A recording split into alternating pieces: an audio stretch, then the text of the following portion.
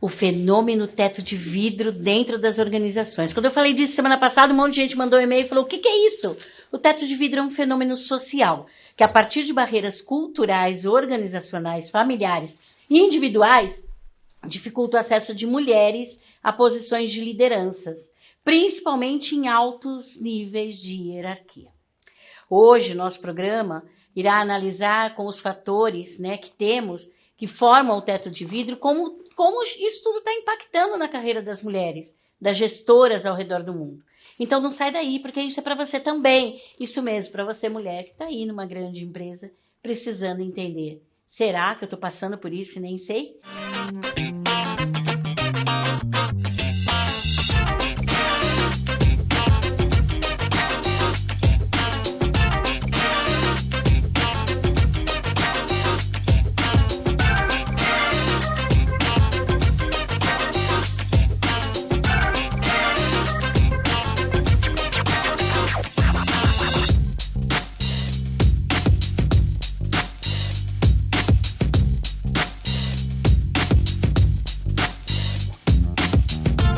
Bem-vinda de volta ao Agora Que São Elas. Meu nome é Liliane Almeida e estarei aqui hoje com esse grupo maravilhoso falando de um tema interessante.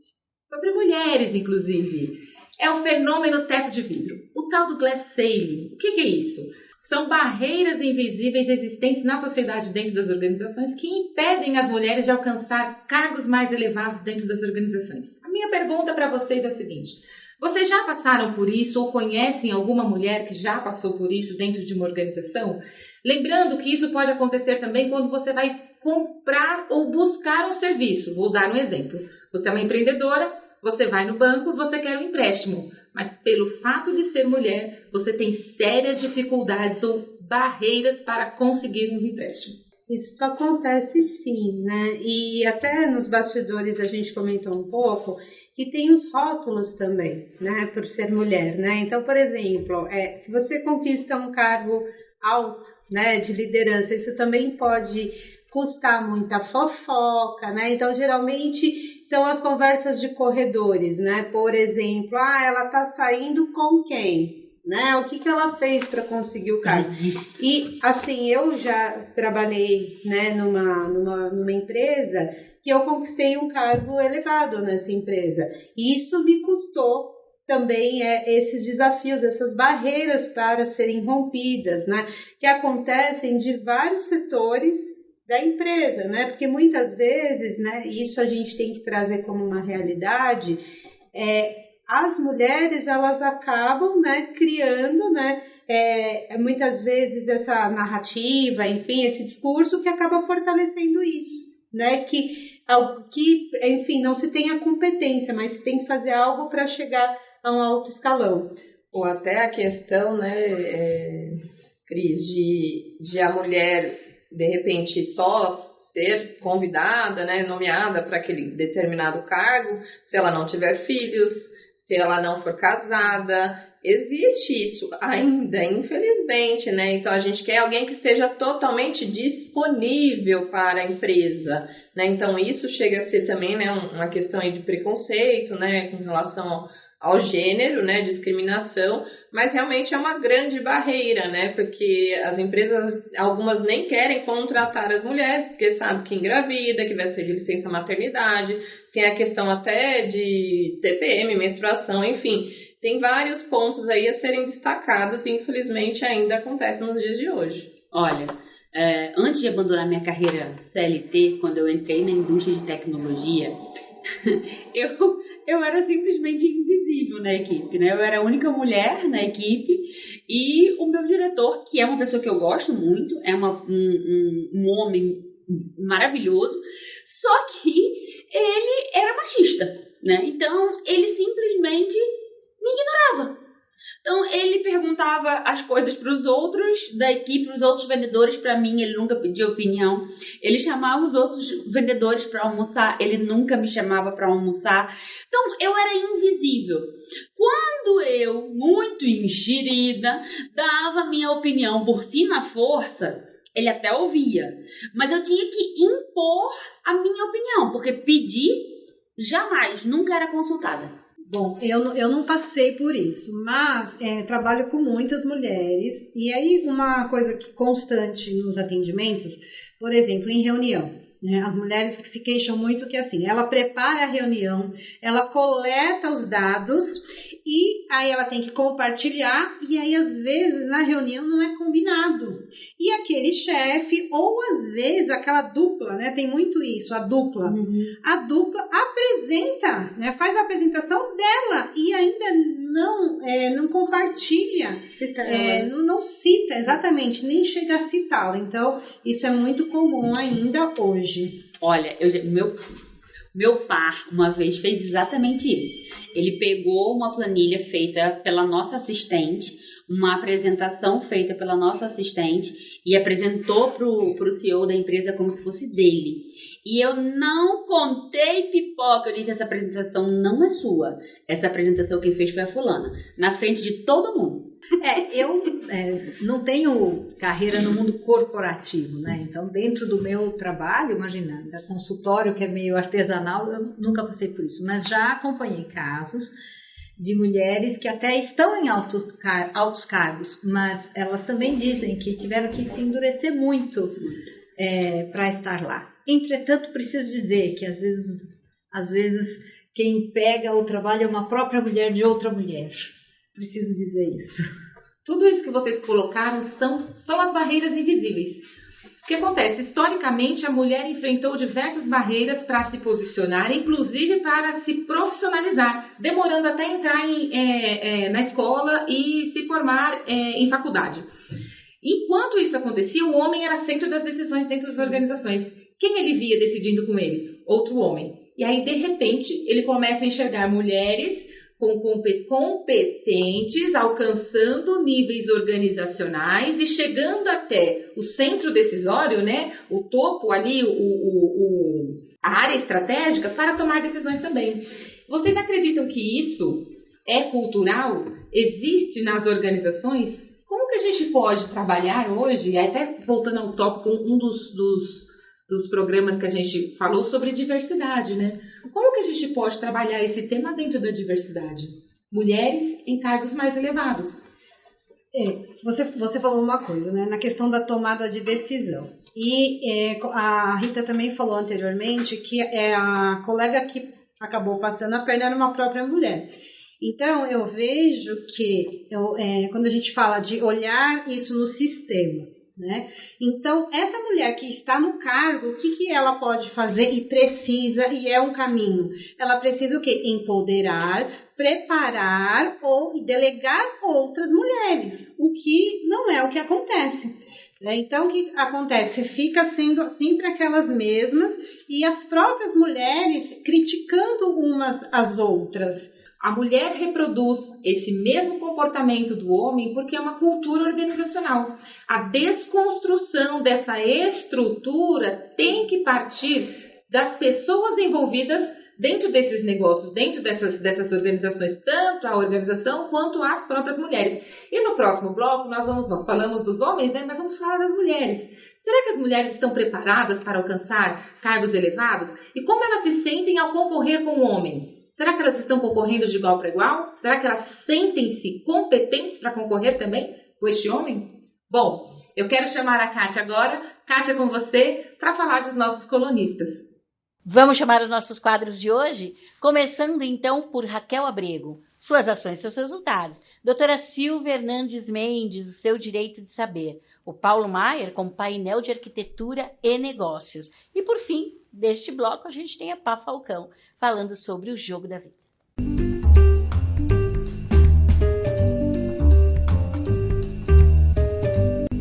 Olá, meu nome é Raquel Abrego, sou mentora de vendas e liderança e vou estar aqui com vocês toda semana no quadro Suas Ações, Seus Resultados. E o tema de hoje é propósito. É uma palavrinha que está muito em moda hoje em dia. Tem empresas com propósito, pessoas com propósito, mas ela é essencial. E você sabe o que é? Então, propósito é o motivo pelo qual você acorda todos os dias. Por que você acorda todos os dias? O porquê que você vai trabalhar, o porquê que você faz o que faz. Tem que ter um propósito. Mas o propósito não é uma coisa que você acaba reconhecendo e ele cai do céu a qualquer momento. Ah, esse é meu propósito. Não, você vai entender. Depende muito do autoconhecimento e do que você quer de verdade para você e deixar para o outro. Então, por exemplo, principalmente as mulheres. Mulheres geralmente começam com o seu propósito de dar o melhor para os seus filhos. Então hoje as mulheres vão trabalhar, se levantam porque elas querem levar educação, levar alimentos, principalmente as mães solo, para os seus filhos, porque elas são sozinhas e tudo depende dela. Então o maior propósito delas é estarem deixando seus filhos confortáveis com escola e alimentação. Já outras pessoas, por exemplo, os empresários, têm um propósito de crescer a sua empresa e de levar algo para as pessoas, levar algo que tenha valor, de ajudar essas pessoas. Por exemplo, o meu propósito da minha empresa é ajudar lojistas e empreendedores a alavancarem as suas vendas e assim ter melhor qualidade de vida. Por quê? Porque eu já passei por isso. Eu trabalhei muitos anos no varejo, na área comercial, e eu não tinha qualidade de vida. E eu via que muitos dos meus colegas também não tinham. Então isso se tornou um propósito para mim. Por isso que eu faço o que eu faço. Então, o propósito para você descobrir não vai vir de um dia para o outro. Você tem que pensar e entender o que você quer para você. Então, entenda o seu propósito, pesquise, pense a respeito disso e me conta depois. Até mais. Gostou do conteúdo?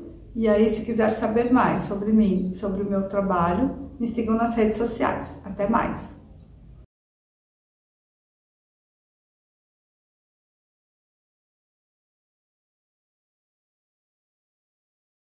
Olá! Hoje eu quero falar com vocês sobre a cobrança de aluguel do ex-cônjuge que permanece no uso do imóvel após o divórcio. Primeiramente, eu vou me apresentar para quem ainda não me conhece. Meu nome é Silvia Hernandes Mendes e eu sou advogada, atuante em direito imobiliário e família e sucessões. Fui procurada por uma cliente com a seguinte questão: ela se divorciou e o imóvel ficou metade para ela e metade para o ex-marido. Como não houve a venda do bem, apesar de decorrido 1 ano da separação, e o ex-marido está na posse exclusiva do imóvel, ela gostaria de saber se seria possível cobrar uma locação do ex-cônjuge por estar no uso do imóvel. A resposta a esta questão é sim. É possível a cobrança de aluguel ao ex-cônjuge que usa de forma exclusiva o imóvel. O entendimento majoritário de nossos tribunais é no sentido de se evitar o enriquecimento ilícito de uma das partes, em prejuízo da outra que não usufrui o bem e não recebe nada por ele. Primeiramente, será necessário notificar o ex-cônjuge para desocupação do imóvel ou pagamento de locação referente à fração de propriedade da mulher, que não usufrui aquele bem. Caso o ex-marido, que usufrui o imóvel de forma exclusiva, não concorde com o pagamento do aluguel e não saia do imóvel, a próxima providência será o ajuizamento de uma ação de arbitramento de aluguel. A ação é relativamente simples. O aluguel a ser fixado vai levar em conta a fração que a mulher possui no imóvel e o preço de mercado de aluguel. É este o entendimento majoritário de nossos tribunais, sendo devido o pagamento de aluguel pelo ex-cônjuge pelo uso exclusivo da propriedade. Eu espero ter ajudado, fico por aqui e até a semana que vem. Olá, tudo bem com vocês? Como estão?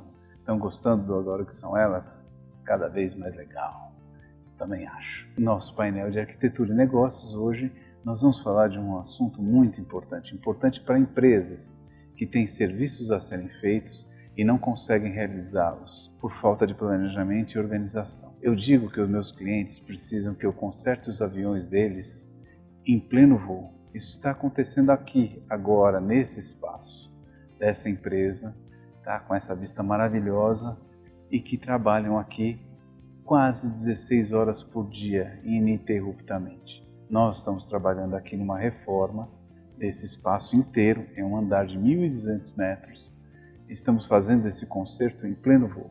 Como fazemos isso? Fazemos isso das 10 da noite às 6 da manhã e nos finais de semana e feriados, quando a empresa não está trabalhando. Quando a empresa não está trabalhando. Mas isso exige um planejamento e uma organização muito própria.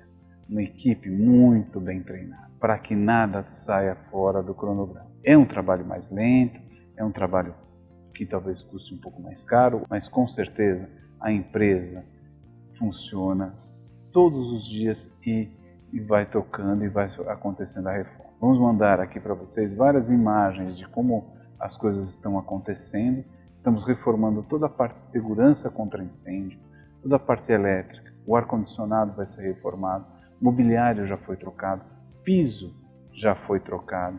Continuamos fazendo as coisas e a empresa trabalhando. Eles saem, a gente entra. Eles saem, a gente entra. E assim a gente vai trabalhando em harmonia.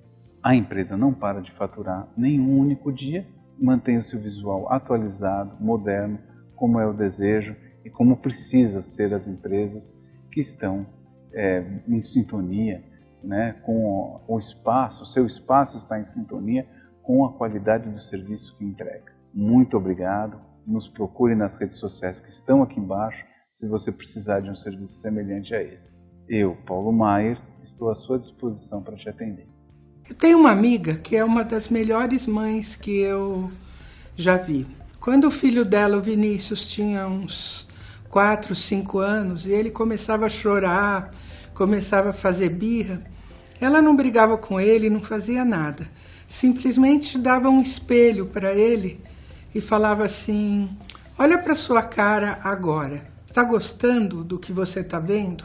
E o Vinícius olhava, chorava um pouco porque ele não gostava do que ele via e ia se acalmando, e conforme ele ia se acalmando, aquilo passava. E eu achava genial. Um dia eu estava lá na casa dela e o Vinícius estava brincando com o espelho, e na verdade ele estava brincando de pegar o espelho assim e colocar aqui embaixo do nariz e sair andando. E eu resolvi olhar o que ele estava fazendo. E é super legal, porque quando você pega um espelho de mão qualquer e coloca aqui embaixo, né, olhando para o teto, em vez de olhar para o chão, você passa a andar no teto. E dá uma série de efeitos fantásticos. Por exemplo, você sempre andou naquele espaço e de repente tem um lustre no meio do chão e a nossa tendência é desviar. Quando a gente vai passar por uma porta, parece que tem um murinho e a gente precisa pular o murinho. E dá vontade de pular o murinho. E por que que dá essa vontade? Porque uma das divisões que tem no nosso cérebro é uma divisão em 3 partes. O cérebro reptiliano, que é essa parte aqui, que fica no tronco cerebral, na base do cérebro, que é responsável por toda a nossa sobrevivência. O cérebro límbico, que é um pontinho lá no meio da cabeça, e o neocórtex, que é aquilo que a gente entende por cérebro mesmo, né? Quando a gente pensa cérebro, a gente pensa. O cérebro límbico, ele trabalha com as emoções e o neocórtex com o raciocínio. O X da questão aí é que o cérebro límbico não tem capacidade de distinguir o que é imaginário do que é real. Então, mesmo que você saiba que o lustre não está no chão, se você está fazendo um exercício que parece que o lustre está no chão, o seu impulso é desviar daquilo, porque a sua emoção acredita que aquilo é verdade. Então, quando uma criança está com algum tipo de reação emocional, ela está acreditando piamente naquilo. E ela não tem maturidade para perceber. Agora, nós, adultos, também acreditamos piamente naquilo. É importante a gente ter outros estímulos que façam com que a gente mude esse sistema de crenças. Exatamente como a minha amiga dava o espelho para o filho olhar a própria cara. Quando ele olhava a própria cara, ele passava a perceber outras coisas. Baseado nisso, eu criei um jogo chamado O Jogo dos Espelhos. O nome desse jogo é autoconhecimento. Você tem usado autoconhecimento? Esse é o jogo da vida. Eu sou a Pá Falcão E me siga nas redes sociais para saber o que eu ando aprontando. E obrigada. Falando ainda sobre a atuação da mulher no mercado de trabalho, alcançando cargos elevados, aí nós temos vários nomes que podem nos representar, né? Mas falando agora das mulheres que estão aí, que estão preparadas, estudaram e estão concorrendo para cargos elevados. Será que existem variáveis que impedem essa mulher ou desaceleram essa mulher, fazendo com que ela entre na competição com a sensação de perda? Vou perder esse jogo. Sim, várias. Inclusive, trazendo, né, até o que eu falei no outro bloco, os viés inconscientes, né? Então, por exemplo, porque como você vai deixar teu filho, né? Então, porque assim, quando a gente pensa numa mulher, enfim, que ela está se dedicando à carreira para conquistar um alto cargo, isso vai também exigir, né, algumas atitudes ali. Só que essas atitudes, muitas vezes, elas são atitudes que elas vão confrontar diretamente esses viés inconscientes, né?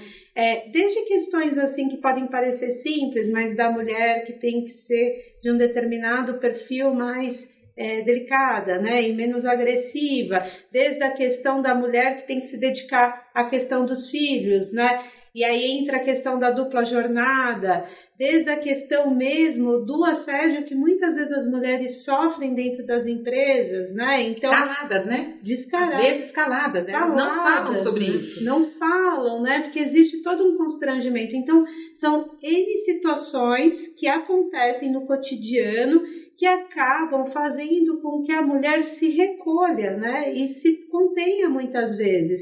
E isso, né, acaba não reduzindo essa desigualdade. Olha, eu vejo isso diariamente, tá, entre as minhas mentoradas, as minhas alunas. Muitas vezes elas vêm até mim porque estão com as vendas baixas e tal, e aí eu falo, você não quer vender. Não, mas eu quero vender. Não, você não quer vender. Por isso, você não quer vender. É nítido que ela está se auto-boicotando. E muitas vezes é porque aí ela tem medo de abandonar o filho, ela sabe que se ela progredir, ela vai ter menos tempo para ficar com os filhos, ela sabe que se ela progredir, o marido dela vai se sentir inseguro e o casamento dela vai balançar. Então, é sempre ligado a filho e marido. Tá? Então, a interferência pode ser externa, mas é sempre ligado a filho e marido. E ela empaca, não vai de jeito nenhum, porque ela sabe que se ela progredir... Olha, Luiz, eu vou pegar um termo e colocar tudo isso que você falou. O nome disso é crença de não merecimento. Né? E quando você fala marido e filho, eu volto um pouquinho, né? Saudade da nossa Eunice, né? Que falaria disso também muito bem. Porque o que acontece? Inclusive eu pergunto para você que está aí em casa, qual que é a sua preferência? Né? Você se relaciona melhor com os homens ou com as mulheres? Na minha experiência, o que eu mais ouço é, eu prefiro trabalhar com homens. Porque homens são pragmáticos, homens são práticos, e aí eu vou dando corda. Fale-me mais sobre isso, né? Por quê? Porque a forma com que você se sente ali num grupo de mulheres vai falar, sabe do quê? Das relações das suas mulheres na sua história de vida. Então, quando você vai trazendo esse tema e esse ponto, eu vejo que assim, as mulheres estão preparadas? Elas até estão, porque as mulheres estudam muito mais que os homens. Mas essa mulher, ela toma decisões, ela é protagonista da própria história. Então, como vocês me ouvem falar muito aqui, aquilo que acontece dentro da casa, dentro da família, é a mesma forma que eu vou me comportar no mercado profissional. Então, é preciso trabalhar o autoconhecimento para deslanchar mais ainda. Porque tem a questão da culpa também, né? Até quando você falou da palavra, eu já pensei, meu Deus, é a culpa. Porque a gente tem muito disso, né? A mãe, por exemplo, de, mas eu trabalho demais, com quem vai ficar meu filho? Eu me sinto culpada por não passar muito tempo com ele. E na verdade é o inverso, porque eu sei que meu filho está olhando ali para minha jornada e ele vai ter, ele tem uma admiração, né, pelo que eu estou fazendo, ele tem um reconhecimento. Então é ao contrário, e aí o pouco tempo que me sobra para ficar com ele, eu tento ter o quê? uma qualidade nesse tempo, estar ali inteira para ele. E eu sei que isso faz a total diferença. Hoje eu reconheço isso, mas já senti muita culpa, por exemplo, quando ele ficou doente e tinha que levar ele no hospital e tal, pronto-socorro, ele tinha muita crise alérgica. E eu não podia faltar naquele compromisso profissional, era uma audiência, eu tinha que estar lá, não importasse o que acontecesse. E aí meu marido falou, não, eu vou faltar no trabalho para levar ele no médico. Então ele ia faltar, porque está na lei, né? Você pode faltar lá, embora seja, né, poucas vezes ao ano, mas você pode faltar e levar o atestado do seu filho lá na empresa. E ele levou, só que eu fiquei me sentindo muito mal, muito culpada. Meu Deus, lá no hospital, geralmente você vê a mãe com a criança, né? Ou até às vezes o marido está ali acompanhando, mas é mais a mãe que a gente vê. E eu ficava, meu Deus, o médico vai pensar, essa mãe desnaturada não trouxe, quem trouxe foi o pai. E eu falei, meu Deus, para com isso, Bonise, né? Não existe isso. Ele é o pai, ele estava ali também, ele tem o direito e dever de cuidar do filho. Sim, muito bom. E olha só, essas variáveis, gente, elas foram mapeadas, são identificadas. E é muito fácil a gente saber por que a mulher sente essa culpa. Está relacionado aos papéis. Nós nascemos para um papel. Né? Nós nascemos para ser protagonista de algo, de alguma história. E quando eu defino essa história, esse papel, tudo que me faz não cumprir esse papel me traz culpa. Não é mesmo? E a mulher, ela não tem só uma dupla jornada, não. A mulher tem uma dupla, tripla, quádrupla jornada. E quanto mais as pessoas, a sociedade, as pessoas, a família vai colocando, a mulher vai agregando aqui na sua jornada, e aí isso vai pesando, né? E será que isso é um fator que pesa na hora dela competir com outro homem? Psicólogas, então me digam uma coisa. Eu já ia falar, Rita. Me digam uma coisa. Por exemplo, quando meu filho estava com 4 meses, eu voltei para trabalhar. E eu estava numa reunião aqui em São Paulo, eu moro em Recife, e o diretor-geral nacional, quando ele entrou na sala, eu estava mostrando a foto do meu filho pequenininho, né, tinha 5 meses, para uma colega. E ele disse, seu filho, disse, e tal. Ele, você não se sente culpada de estar passando uma semana em São Paulo? Eu parei, olhei para a cara dele, não.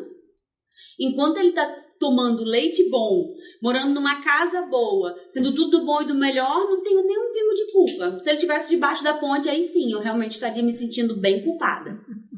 E aí foi aquele mal-estar, assim, na sala, tal, e aí a outra diretora que estava presente disse, tá vendo? Quem fala o que quer, escuta o que não quer, e tal, e aí a reunião seguiu.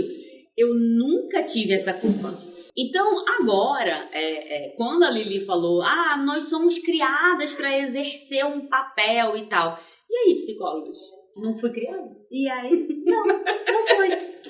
Aí eu acho que vem uma coisa muito interessante, que todas nós temos direito de ser quem nós somos. Exato.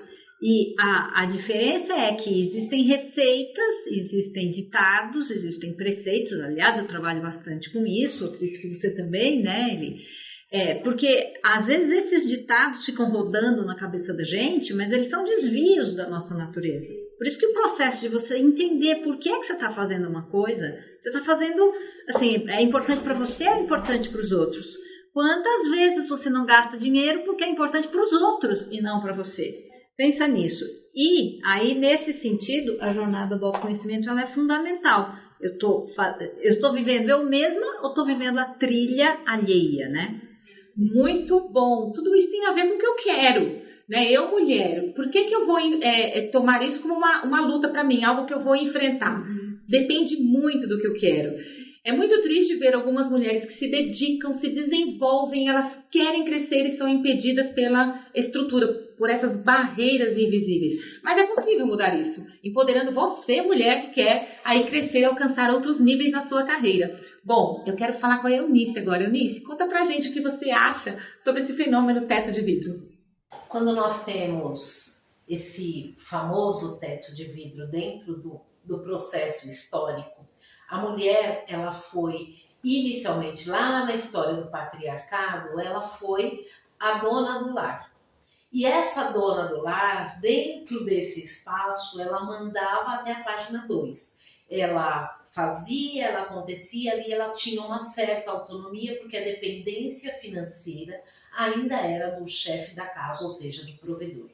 Quando se vai para o mercado de trabalho, trazendo dentro da nossa bagagem ancestral feminina esse impedimento, nós temos dentro desse contexto também mulheres que saíram aqui atrás, nossas mães, avós, bisavós que disseram não, isso não é a vida que eu quero para mim. Saíram para o mercado, porém elas se sujeitaram a serem excluídas pelo sistema familiar e serem inseridas dentro desse contexto organizacional, o que fez com que muitas delas também fossem excluídas e fossem tratadas de uma forma muito diferente dentro desse contexto. Hoje, todo o mercado de trabalho promove para que as mulheres tenham cada vez mais autonomia, cada vez mais independência. Porém, novamente, isso vem de cima para baixo, porque enquanto o processo seletivo, enquanto os critérios para que as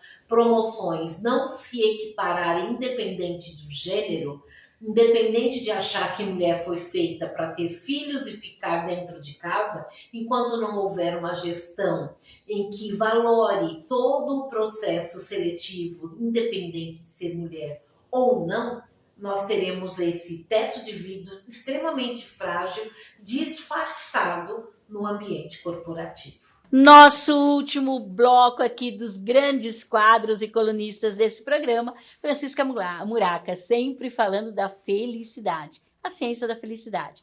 Doutora, isso mesmo, doutora Eliana Peçanha, falando sobre tendências e negócios.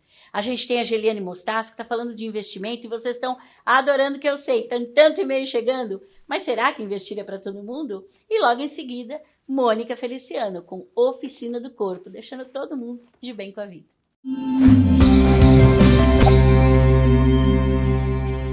As práticas educativas só podem adquirir um caráter consistente se forem construídas com autenticidade e segurança pelos próprios pais, valorizando suas qualidades e experiências pessoais para essa função. Afinal, a busca do bem-estar é o motor do desenvolvimento humano. Assim também é as relações entre pais e filhos.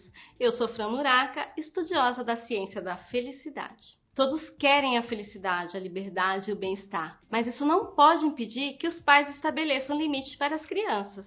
Em um artigo sobre a fragilização das funções parentais, de Sandra Zanetti e Isabel Gomes, da Universidade de São Paulo, elas dizem que hoje a criança já nasce em meio a um contexto que lhe reserva um lugar de maior liberdade para exploração e conhecimento do mundo e do ambiente familiar, já que os valores de democracia e liberdade e igualdade promoveram a abertura deste novo universo à criança. Ao mesmo tempo, esses valores proporcionaram uma maior convivência com a diversidade, o que pode trazer contribuições muito ricas para a formação e subjetividade da identidade na família e, consequentemente, para a sociedade. Contudo, o fenômeno da fragilização das funções parentais denuncia a existência de pais que não conseguiram se apropriar de todas essas mudanças de um modo equilibrado. Ou seja, proporcionar uma educação não rígida, que dê maior espaço para a participação da criança na família,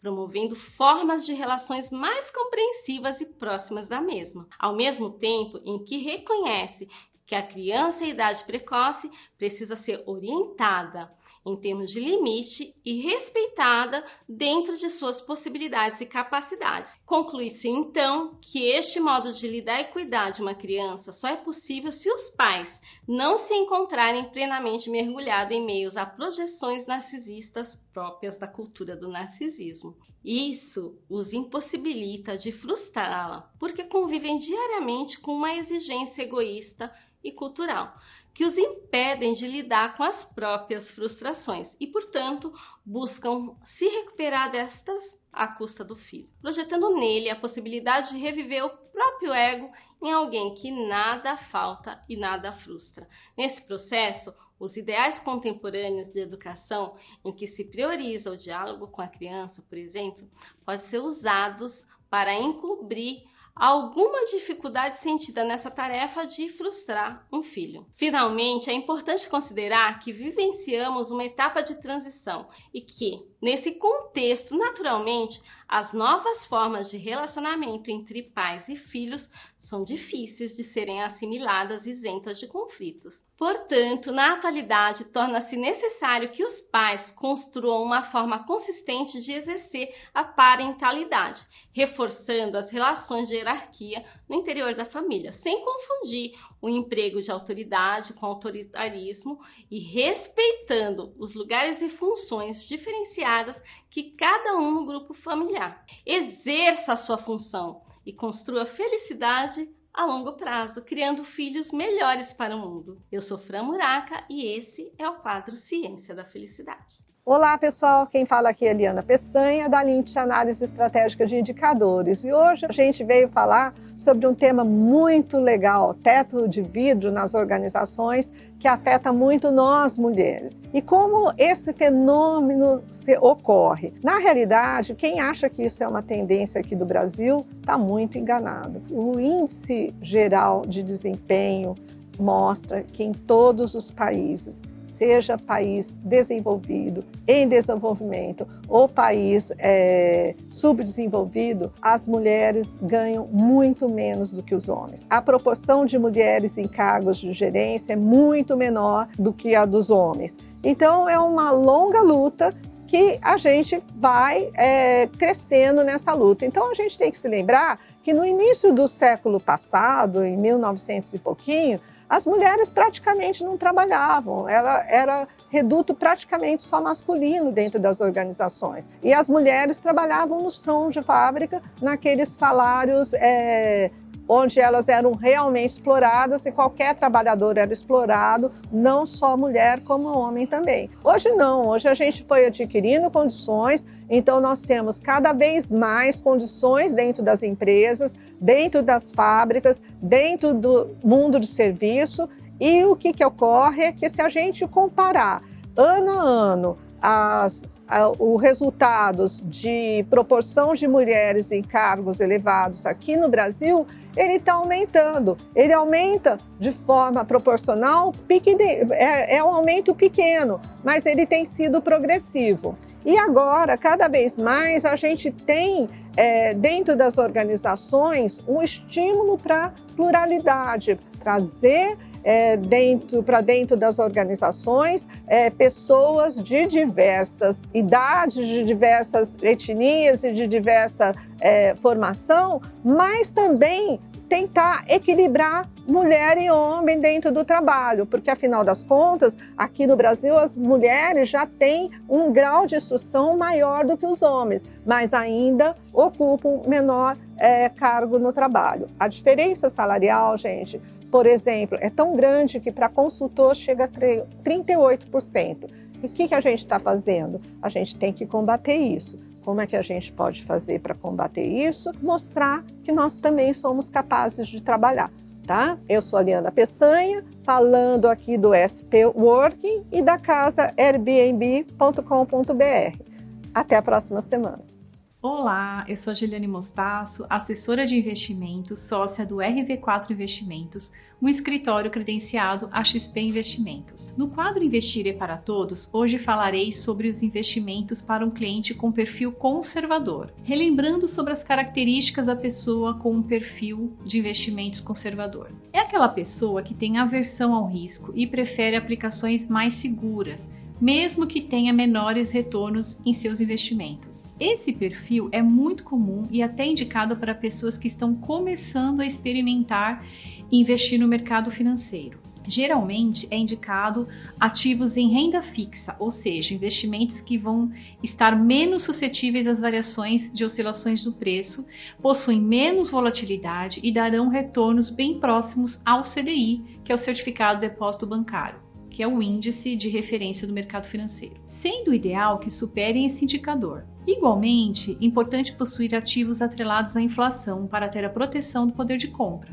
O investidor deve saber separar a quantia necessária para uma reserva de emergência, ou seja, aquele montante que somente deve ser usado em casos de necessidade. Geralmente, recomenda-se que seja um valor de 6 vezes suas despesas mensais. Esse montante deve ficar investido em ativos que tenham liquidez diária. Caso precise, o dinheiro deve ser liberado na conta no mesmo dia. Separada a sua reserva de emergência, para obter retornos consistentes, é importante ter investimentos distribuídos em curto prazo, até 2 anos, médio prazo, de 3 a 10 anos, e longo prazo, superior a 10 anos. A carteira será composta por ativos de renda fixa divididos em categorias pós-fixado, você só saberá o retorno ao final do prazo de investimento, pré-fixado, a taxa de retorno é fixa e já saberá o quanto irá ganhar no momento de investir, e inflação, são investimentos atrelados ao IPCA. Na categoria desses investimentos, há as emissões bancárias, que são os famosos CDB, LCI e LCA, os títulos públicos federais, os fundos de investimentos de renda fixa e os investimentos em crédito privado, que são empresas do setor privado. Espero que essas informações ajudem a entender que, mesmo sendo um perfil conservador, há muitas opções de investimentos, permitindo uma boa diversificação da carteira. Na próxima semana, falarei como montar uma carteira para o investidor com perfil moderado. Obrigada! Boa noite, bem-vindos a mais uma Oficina do Corpo. Eu sou a Mônica Feliciano, querendo convidar vocês para mais uma vez falarem a respeito de saúde física, mental, saúde emocional, relacionamentos, lazer, cultura, administração do estresse. E no tema de hoje eu trouxe 2 situações bem interessantes relacionadas ainda a Hipócrates, que a gente comentou no programa da semana passada. Líquidos corporais e alimentos que emagrecem. Na verdade, alimentos que emagrecem são condimentos que, associados à sua alimentação, podem estimular o organismo, tá? Eu queria fazer um comentário interessante. No programa do dia 13 de abril, me parece que a gente falou sobre câncer. Houve uma pergunta sobre se a eletricidade incidia na manifestação do câncer, por exemplo. Bom, é lógico que não se há pesquisas específicas e a eletricidade vem sendo usada pelo homem há muito tempo, mas eu acho interessante questionar e investigar, e o que se sabe é que um olhar direto para uma luz muito intensa pode provocar estresses no sistema nervoso da visão, né, os ópticos, e aí gerar um determinado trauma local. Isso pode afetar a visão, não necessariamente daí haja algum tipo de intervenção que venha a desenvolver uma doença de um tumor maligno. Mas a eletricidade usada como nós usamos hoje em dia, ela é totalmente benéfica e inócua ao corpo humano, tá bom? Muito bem. Líquidos do corpo. E aí, aonde a gente vai? A gente vai de novo para Hipócrates, o pai da medicina, né? E aí o que acontece? Lá atrás, na Grécia, ele estabeleceu que medicina e religião eram coisas totalmente diferentes. E ele começou a detectar o seguinte: doença é um fenômeno natural, não sobrenatural, e é um fenômeno que acade a qualquer pessoa, independente da classe social, independente da idade em que se encontra. Hipócrates aplicou todo o seu conhecimento e a sua experiência para definir objetivamente sintomas de doenças e explicá-las em termos de noção amplamente conhecido como 4 humores corporais, né? Eu queria agradecer a participação de todos vocês e fico à disposição de vocês para perguntas, tá bom? Manda e-mail para a gente, ok? Beijo, pessoal, boa semana. Obrigada!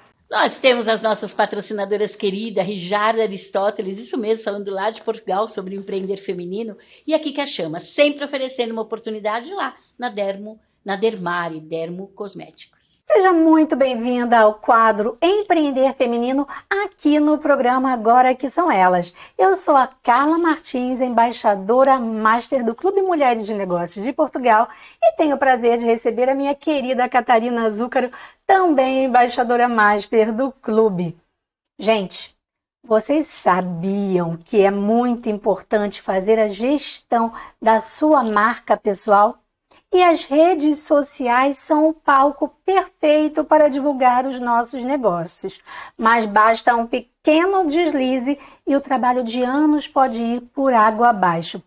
Catarina, lá no programa Empreender Feminino, onde as empreendedoras são capacitadas, como é feito o ensino da gestão da marca pessoal?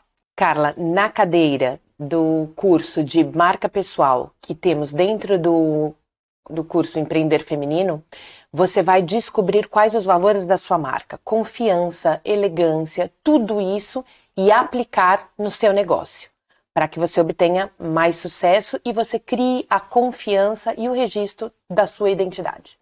Muito obrigada pela explicação, Catarina, e nós nos vemos no próximo programa. Olá, pessoal! Nosso tema Dermari de hoje é a argiloterapia, que é um tratamento totalmente natural e que vem conquistando espaço na área da estética dia a dia.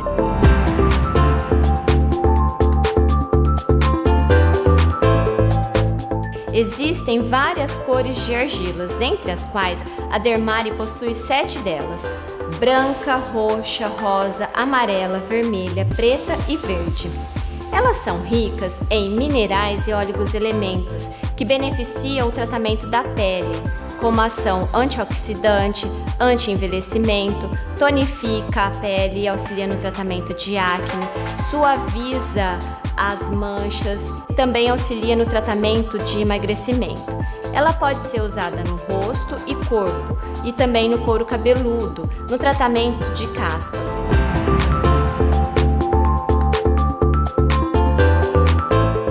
Programoda, eu tô falando, gente. Ó, vocês estão procurando e eles estão ficando incentivados, porque a jaqueta de hoje tá sensacional. Essa eu quero pra mim, já tô deixando avisado aí com o pessoal da Program. 70 lojas, tem noção? Entre aí na internet, www.programmoda.com.br. Com certeza você vai encontrar algo que vai agradar o teu visual, o teu look. Você vai ficar feliz ao se vestir e se sentir bem, se sentir formosa. Programmoda, beleza? A beleza da moda, isso mesmo, vem. De volta a esse assunto maravilhoso e apimentado, eu quero trazer 2 pontos aqui. Sabemos que as mulheres ganham, em média, 20% menos que os homens. E claro, chegamos mais tarde no mercado de trabalho, temos menos mulheres em cargos de liderança, então essa estatística vai dar esse resultado mesmo. Tem menos dinheiro na mão das mulheres. Um outro ponto é que, no cenário pandêmico, este ano nós temos 38% de mulheres em cargos de liderança, mas em relação ao ano passado, esse número diminuiu. Era 39%. É singelo, 1%, mas diminuiu. E por que isso refletiu em cargos de liderança para mulheres? Bom, são vários fatores. A gente pode pensar na questão do estresse, né?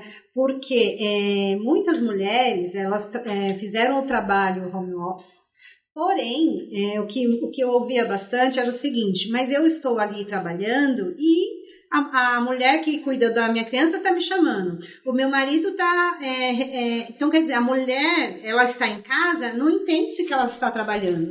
Então, são vários fatores. O que fez, né? Será que as empresas mandaram embora? Essa mulher pediu a conta? Mas eu queria só complementar na rodada anterior, quando a Luiz falou essa questão do papel, né?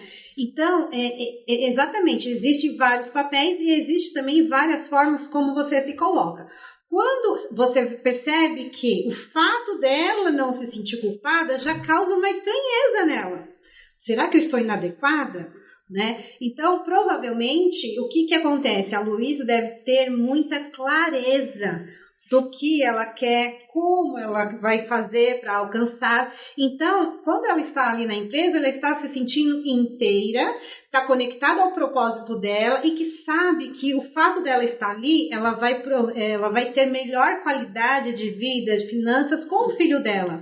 Então, isso é uma questão, a questão da culpa. Quando você não sabe o que você está fazendo, se você então tenha também o fator externo da cobrança da família, né? Eu lembro que quando os meus filhos foram para a escola, eu falei, nossa, mas é muito novo para ir para a escola. E ali já balança. Então, ela não teve essa coisa de ficar em dúvida. Ela sabia o que ela estava fazendo e ainda, detalhe, ela sustentou e foi lá e falou com aquele homem que ficou quietinho.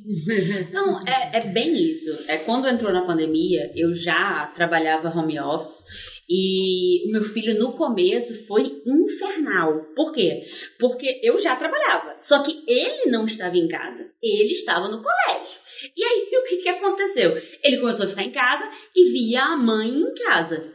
E aí ele ficava batendo na porta, pedindo para entrar, me chamando, querendo brincar. E eu simplesmente tinha que botar ele de castigo, falar para ele que eu estava trabalhando e que ele tinha que respeitar que eu estava trabalhando. E a minha vida seguia, eu precisava continuar produzindo. E aí uma amiga minha chegou para mim e disse: Luiz, não te dá vontade de chorar? Eu disse: não, me dá vontade de sair correndo para bem longe, entendeu? Não me dá vontade de chorar, porque além de tudo que eu tenho que fazer, eu ainda tenho que administrar uma criança que acha que a mãe está em casa. Só que hoje, assim, quer dizer, não só hoje, mas já há um tempo, isso durou alguns meses, uns 3 meses mais ou menos. Depois, ele entendeu que eu estava no meu horário de trabalho. E aí a única coisa que ele me perguntava quando eu saía do escritório é: mãe, falta muito para acabar seu expediente? E veja só, foi uma adaptação. E ele enxergava o que em você, Luiz? Eu acredito, né? Ele enxergava o papel mãe que trabalha e o papel mãe que está disponível para mim. Então existem papéis que eu assumo e papéis que o outro enxerga em mim. E papéis que muitas vezes são impostos, né? Então, de fato é isso. E assim, só reforçando até, né, a tua primeira pergunta, né, em relação à questão, por exemplo, da diminuição de mulheres em cargos de liderança.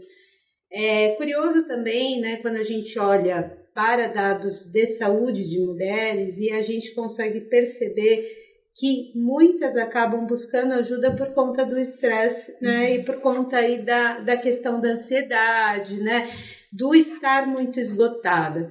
E a gente também não pode esquecer, né, a gente falou isso aqui também, mas reforçando, que a mulher tem esse desafio da dupla jornada. Embora estude muito mais que o homem, ganha menos e trabalha mais, né? Exato. Então, tudo isso vai gerando ali um esgotamento muito grande, né?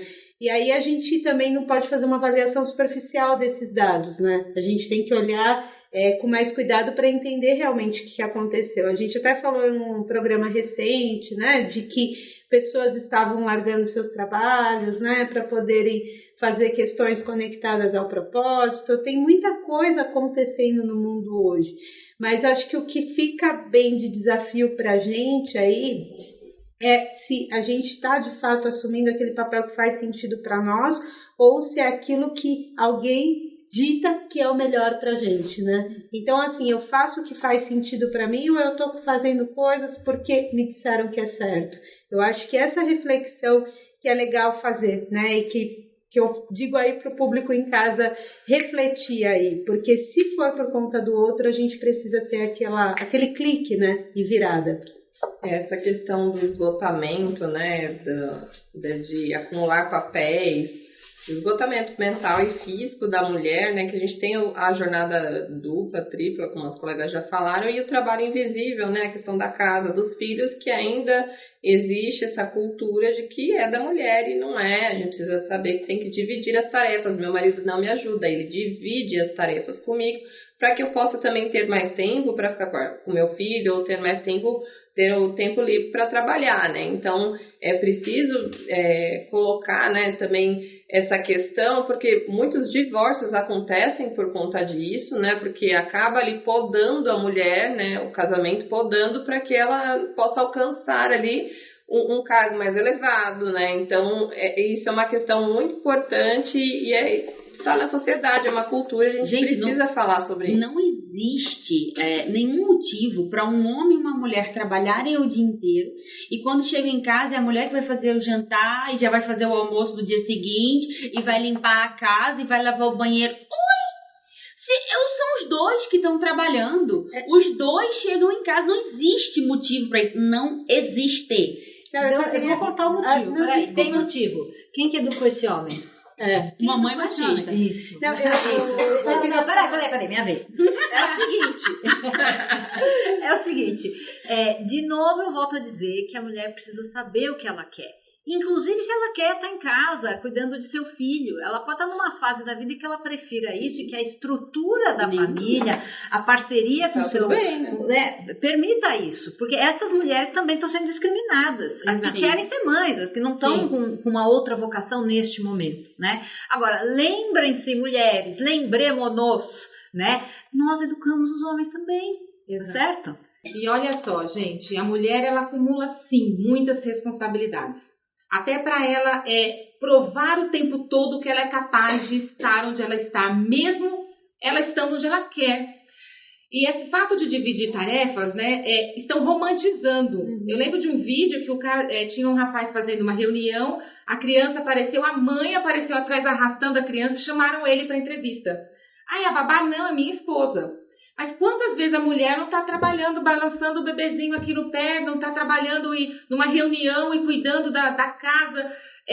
Parar de romantizar que o homem, quando faz isso, ele é um herói. De jeito nenhum. E nas organizações, eu quero dizer para você, mulher, agora eu quero falar contigo, que é o seguinte: se você quer alcançar altos níveis dentro da sua empresa, vá firme, empodere-se para isso, para que você tome decisão e não se sinta culpada. Por um outro lado, se você quer abrir mão dessa velocidade para cuidar de um papel seu, que para você é fundamental, por ser mãe, investir num estudo, ou cuidar de alguém, ou qualquer outra coisa, não se sinta culpada também. Porque a história de cada um é única. E você se empodera para decidir sobre você, para o que te faz bem. Tome decisões a seu favor. É isso que eu digo para você que está me assistindo. Agradeço a vocês, meninas. Muito obrigada pela sua presença, por nos assistir. Acompanhe a gente lá no YouTube também. Quero chamar a Kátia, que vai falar dos nossos patrocinadores. E muito obrigada e até a próxima semana. Tem lugar melhor para fazer evento? Não tem. Best Live aqui em Alphaville. Vem, faz um orçamento e aproveita. Já passa lá na Jane, já faz o seu cabelo, já passa na Marisete, já faz a maquiagem. Tá pronta para o que der e vier.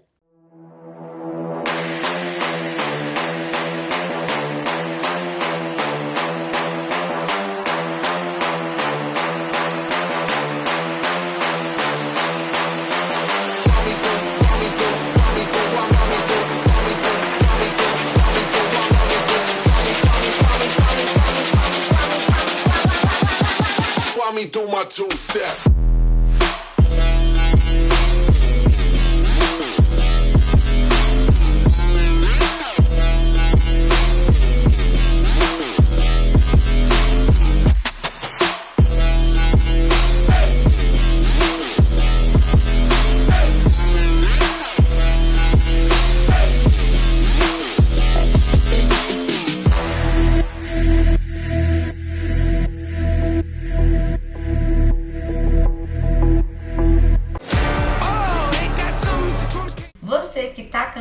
De fazer mechas só para disfarçar os brancos?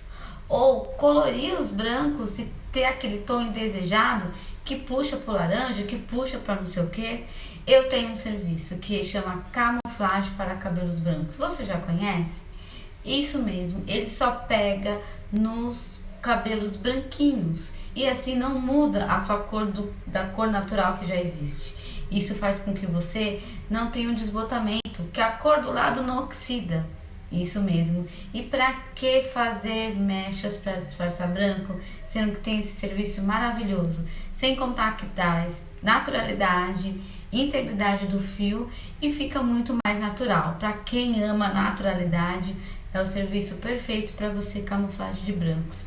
Venha para o Gene Unique, venha conhecer, será um prazer atendê-la a você. Ah, acabou, foi tão legal, né? Esse papo de teto de vidro é interessante mesmo, mas na semana que vem a gente tem um outro tema muito legal. Vamos falar de propósito? De propósito, de negócios? É isso aí, não perca. Eu tô toda segunda-feira aqui, às 21 horas, junto com essa galera toda do Agora Que São Elas te esperando. Por quê? Porque você é muito importante pra gente. Então vem, semana que vem, tamo junto.